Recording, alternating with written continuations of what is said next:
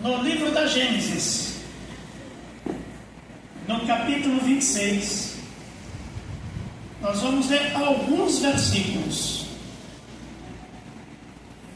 Gênesis, no capítulo 26.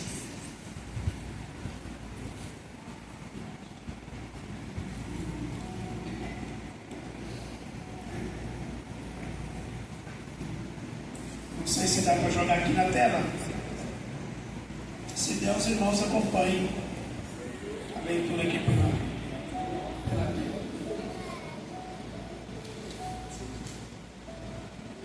Capítulo 26, verso 1, depois o verso 5, 12, aí nós vamos ler alguns versículos, para melhor compreendermos a razão do nosso pequeno sermão.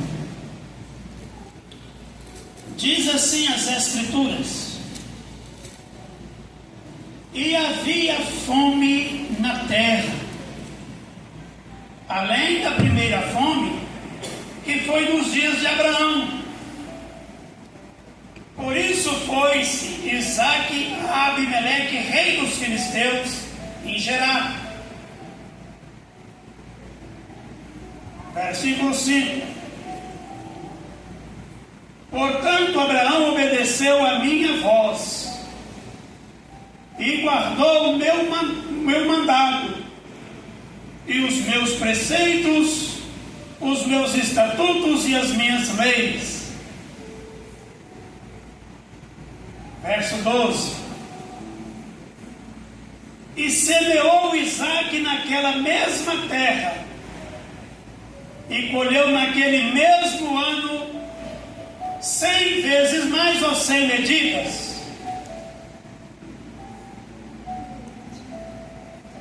Porque o Senhor o abençoava. E engrandeceu-se o varão, e ia se engrandecendo até que se tornou muito grande ou muito rico. Tinha possessão de ovelhas, tinha possessão de vacas, e muita gente de serviço, de maneira que os filisteus o invejavam. E todos os poços que o servo de seu pai tinha cavado nos dias de seu pai Abraão, os filisteus entulharam e encheram de terra.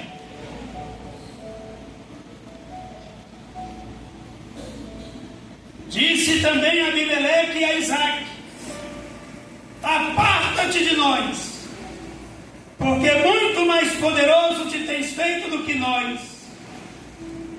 Então Isaque foi-se dali e fez o seu assento no vale de Gerar, e habitou lá. E tornou Isaque, e cavou os poços de água que cavaram nos dias de Abraão seu pai, e que os filisteus taparam depois da morte de Abraão. E chamou-os pelo nomes que os chamaram seu pai. Cavaram, pois, o servo de Isaque naquele vale, e acharam ali um poço de águas vivas. E os pastores de Gerar contenderam com os pastores de Isaque, dizendo: esta água é nossa. Por isso chamou o nome daquele poço Ezeque, porque contenderam com ele. Então cavaram outro poço, também contenderam por ele. Por isso chamou o seu nome Sitna. E partiu dali e cavou outro poço, e não porfiaram sobre ele.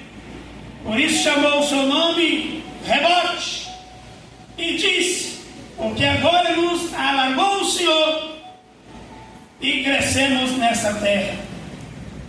Depois subiu dali a Bezerra, E pareceu-lhe o Senhor naquela mesma noite e disse: eu sou o Deus de Abraão teu pai, não temas, porque eu sou contigo, abençoar-te-ei e multiplicarei a tua semente por amor de Abraão meu servo. Então edificou ali um altar e invocou o nome do Senhor, e armou ali a sua tenda, e os servos de Isaque cavaram ali mais um poço. Bendito Deus, nós estamos na tua presença, e a tua palavra foi lida e foi expressa aos nossos ouvidos e também ao nosso coração. Sem ti nada podemos fazer. Eu peço, Senhor, que prepare a mente, o coração, o intelecto do teu povo que nos ouve nesta hora. Remove todos os empecilhos, abençoa a tua palavra, ajude-nos na compreensão da mesma, e que teu nome seja glorificado em nossas vidas aqui nesta noite. Amarra o diabo longe daqui, e o Espírito Santo nos assiste por misericórdia, porque humildemente me apresento ao Senhor, em nome de Jesus. Amém. Demos aqui um título ao nosso pequeno sermão: semeando em tempos difíceis. Esta história de Isaque ocorreu aproximadamente há 3.500 anos do dia de hoje. Há algum tempo, né?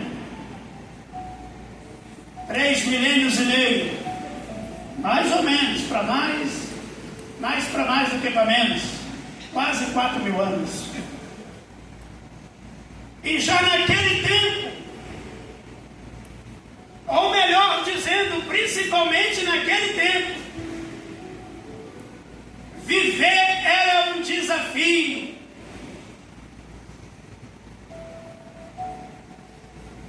Era muito difícil sobreviver naquele tempo, onde os povos estavam sendo formados. Período em que as nações estavam surgindo. Muita gente não entende, mas é por isso que quando você lê a Bíblia no Velho Testamento, é guerra para todo lado. Guerra entre as nações, guerra do povo de Deus com as nações e vice-versa. Porque era uma questão de conquista, de território. E Deus havia chamado Abraão, um homem só, para formar uma nação. Imagina os irmãos o risco que este homem correu em todo o período da sua vida. Abraão era um homem valente, era um homem de fé, chamado pai da fé. E há razões óbvias para chamá-lo assim.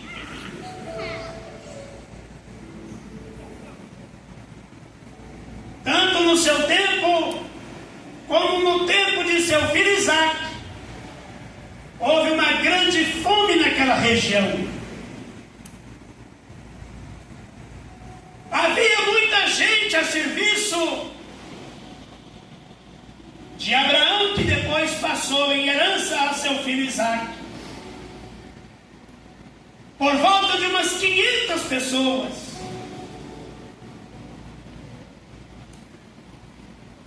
Ló foi preso certa ocasião, sequestrado por reis. E Abraão e os guerreiros, eram seus empregados, eram seus servos, foram lá para resgatar o Ló. Só adultos eram 300. Imagina as mulheres e as crianças. Algum rei podia olhar aquele acampamento e podia querer dar fim àquele acampamento. porque era uma nação que estava surgindo. Então Abraão correu muito risco, Isaac e Jacó também. Foram períodos difíceis para a vida desses homens. E olha, meus irmãos, as Escrituras nos dizem que Deus conversava com esses homens. Eles escutavam audivelmente a voz de Deus.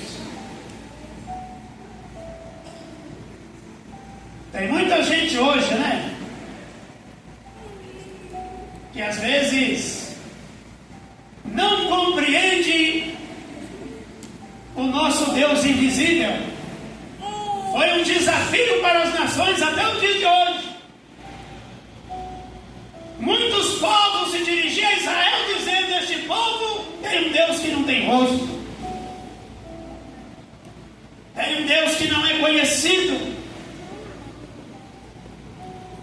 tem um Deus que não há nenhuma representação física dele. Como se pode crer em algo assim? E é a dúvida de muita gente, até nos dias de hoje. Muitos talvez diriam: eu gostaria de ver a Deus, eu queria ver a Deus. E será por que não posso vê-lo? Pode ser a dúvida de um monte de gente. Não estava nos meus planos, mas vou te contar uma historinha para você compreender isso, porque tem gente aqui precisando de ouvir isso. Talvez você já ouviu, algumas pessoas aqui já tenham ouvido tal história. É que numa certa tribo indígena havia ali uma celebração para a passagem do adolescente para a passagem para esse homem, tornar-se homem, guerreiro naquela tribo.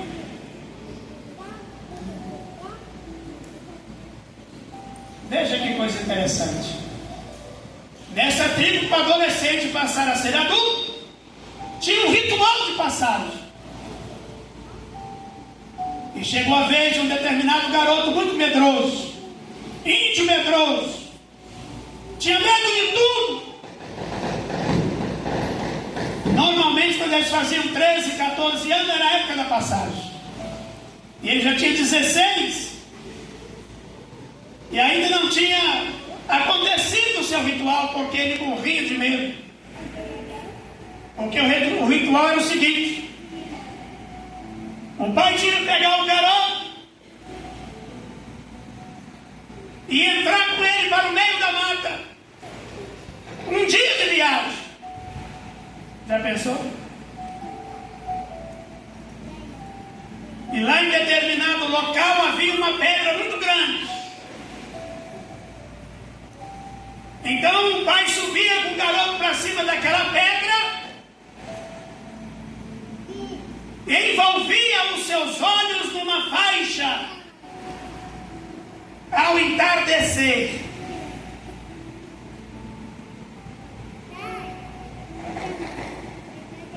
e ele tinha que passar a noite todinha lá em cima daquela pedra. E o pai disse para o garoto: meu filho, você precisa enfrentar essa questão aí, porque senão você pode ter 30 anos, vai ser menino e zombado aqui na tribo. E como é que fica o papai? Aquelas coisas machistas, né? O menino morria de medo. Mas chegou o dia dele, marcou então o pajé o dia do ritual. O menino tremia como vara verde, porque era muito medroso. Mas aí o pai o tomou e levou lá para a pedra, de tardinha. Amarrou a venda nos seus olhos, certificou de que ele não estava vendo nada, e e disse para ele: olha, quando você sentir o calor do sol, você não vai ver ele nascer. Então você pode tirar a venda e voltar para casa.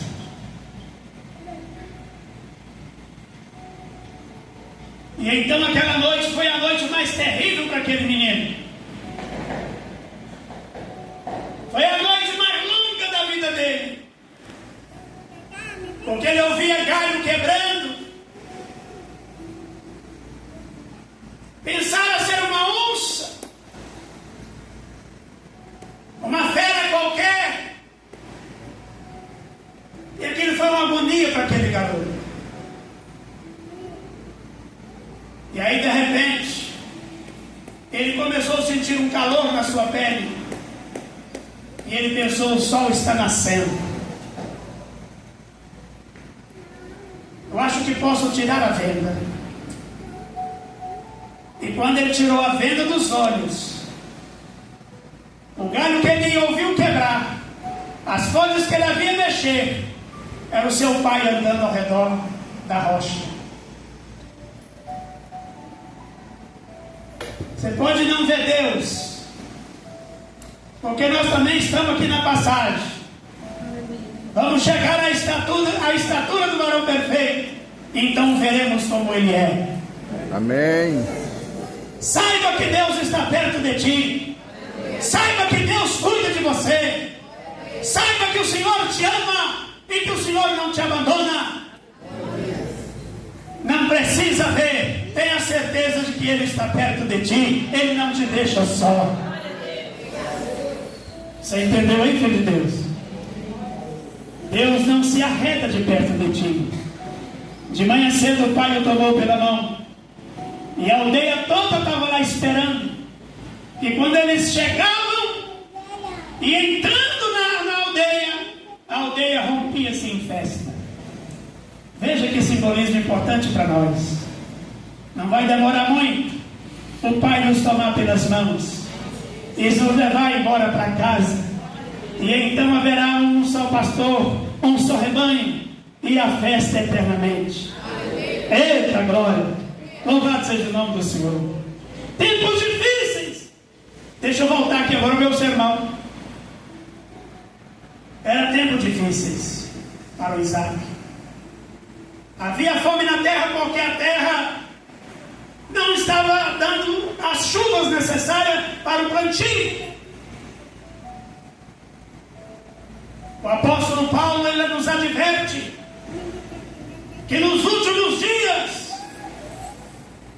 seria muito difícil para nós. E eu não sei se os irmãos têm tido essa sensação que se tem um tempo difícil, é esse tempo de hoje. Apesar do avanço da tecnologia, dos avanços científicos e muitos outros avanços, mas o povo está um povo infeliz, está um povo inseguro, está difícil de viver. E não é por fome de pão, como diz Amós, e nem sede de água, é de viver na presença de Deus.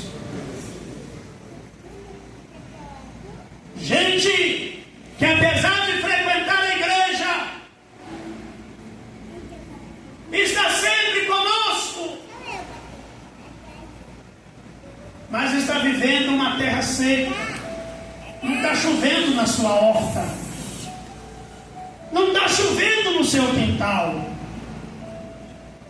Tem levado uma vida triste, de aborrecimentos, de estresse inexplicáveis, enfermidades estranhas, insegurança, medo. As pessoas estão com medo, irmão, de quase tudo. É assim que nós estamos vivendo. Tempos difíceis. semeando em tempos difíceis. Então eu quero compartilhar com os irmãos verdades que o Isaac viveu e que podem ser aplicadas às nossas vidas nos dias de hoje. Como semear em tempo difícil? O primeiro passo que Isaac deu e que nós devemos dar, a primeira coisa que nós devemos fazer foi o que o Isaac fez. Sabe o que o Isaac fez, irmãos?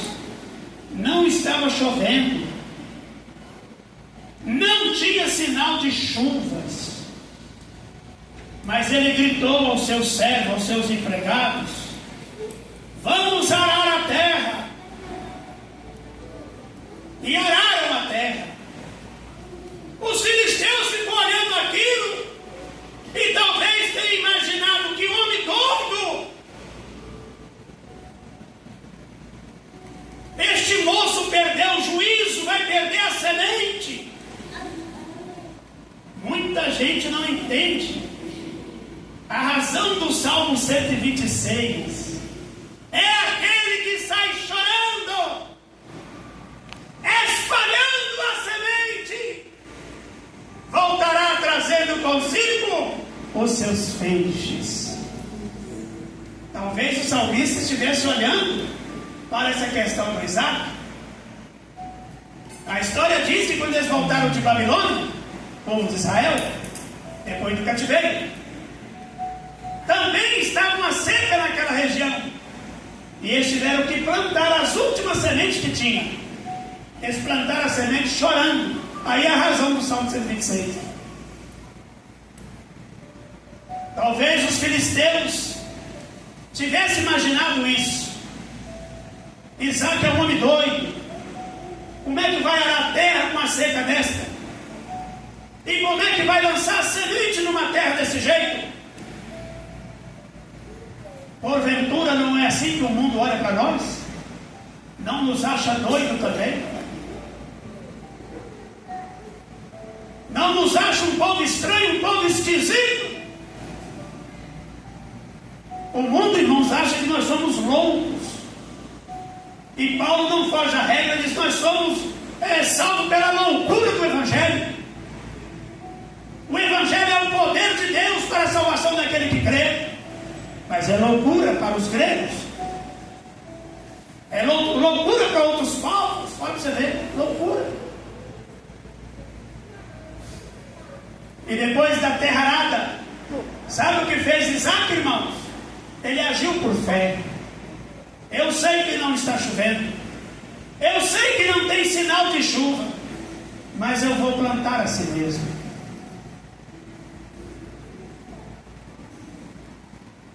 É o que você precisa fazer nesta noite, meu irmão, minha irmã, visitante amado. De repente você não está vendo certas coisas, mas você precisa agir por fé. Até pelo fato de você não poder ver a Deus, mas saiba que Ele está perto de ti e não está longe. Então Isaac, ele agiu por fé. Ele deu prioridade a Deus. Deus havia falado com ele, ele creu. Jesus orientou os seus ouvintes em Mateus 6,33: buscar em primeiro lugar o reino de Deus e sua justiça, as demais coisas vos serão acrescentadas. Então Isaac, irmãos, ele agiu por fé. Ele deu prioridade ao reino de Deus. E ele também deu prioridade ao seu compromisso com Deus. Ele sabia que o tempo era difícil. Como o nosso tempo é difícil. Está difícil criar os filhos. Está difícil tolerar o marido. Está difícil tolerar a esposa. Está difícil. Mas você precisa agir por fé. Dá prioridade ao reino de Deus. Lança a mão do seu compromisso com Deus. Aleluia. Isaac, meus irmãos, não falhou com nenhuma ordem que Deus lhe deu, como havia dado a Abraão. Deus mesmo fala com ele: eu dei essas ordens a Abraão e ele cumpriu todas as minhas ordens, indicando que Isaac também deveria fazer o mesmo, e Isaac fez.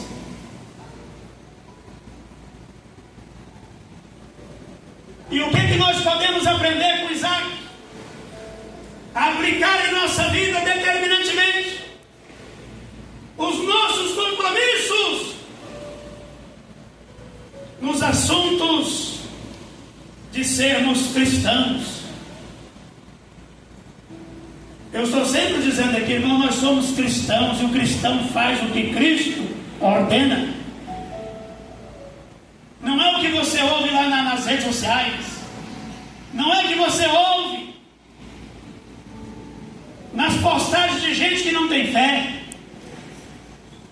Mas nós devemos agir como cristãos, porque nós somos servos de Cristo. Somos discípulos de Cristo. E há um cântico nosso que vou repetir sempre, né? Que diz: o fiel obedece o que Cristo mandar.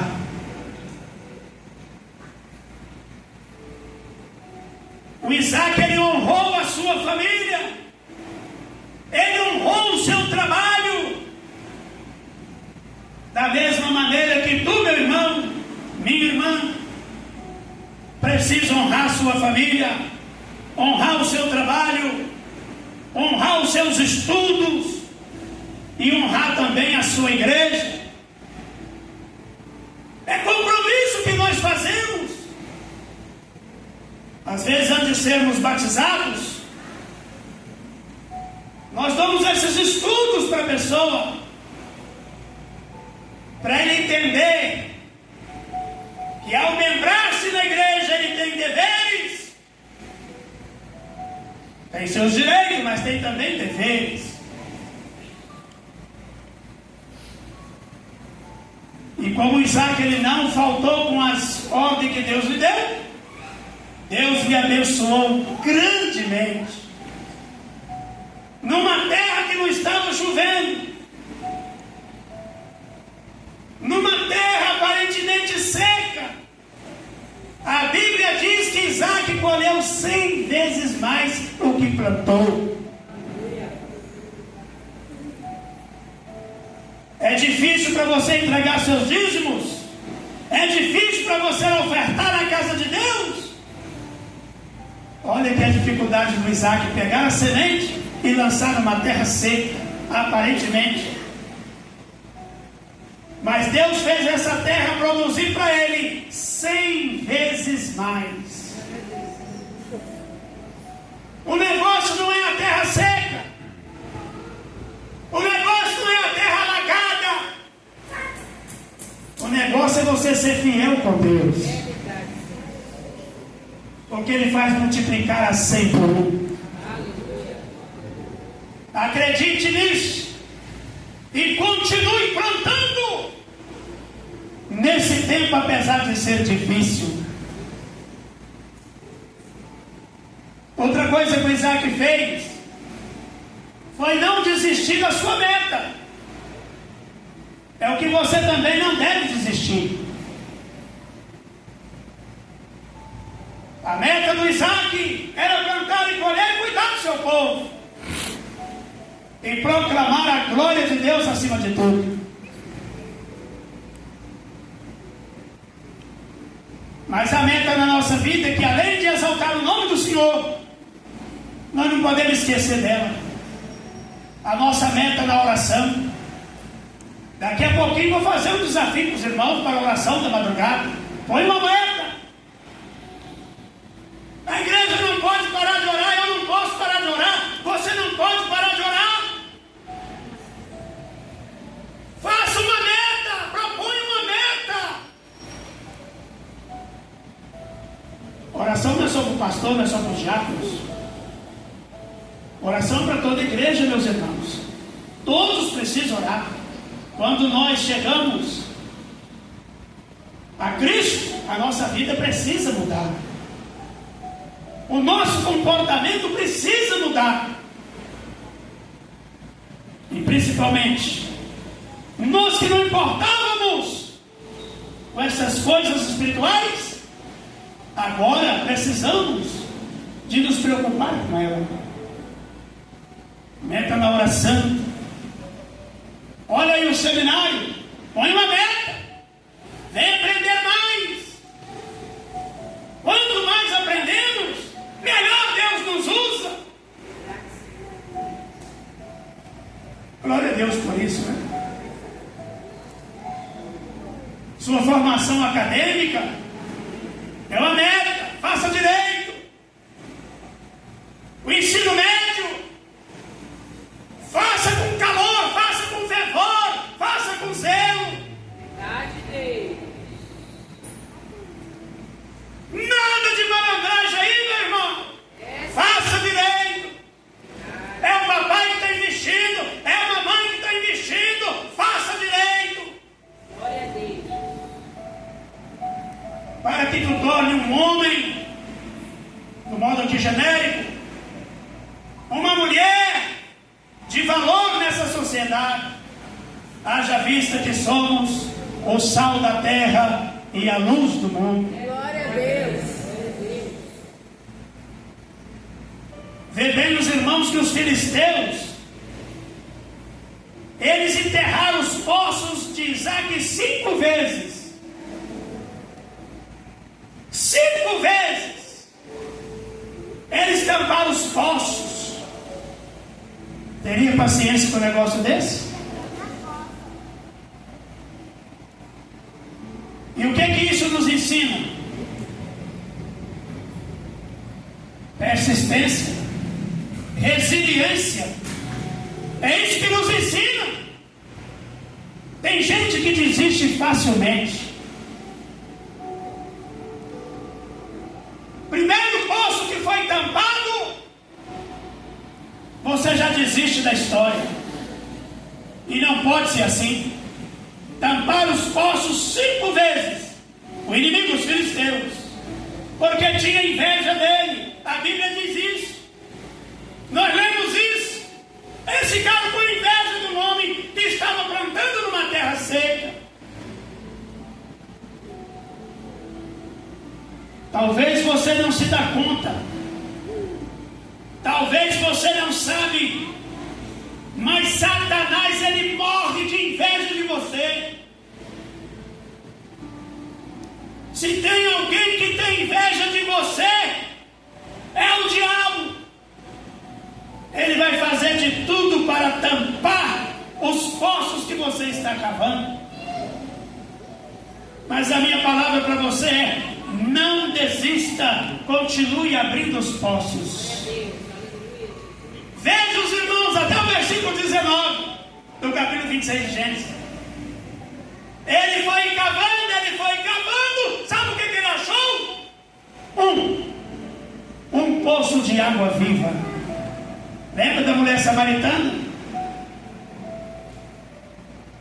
Ah, se tu soubesses quem é que fala contigo, lhe pediria e eu lhe daria água viva.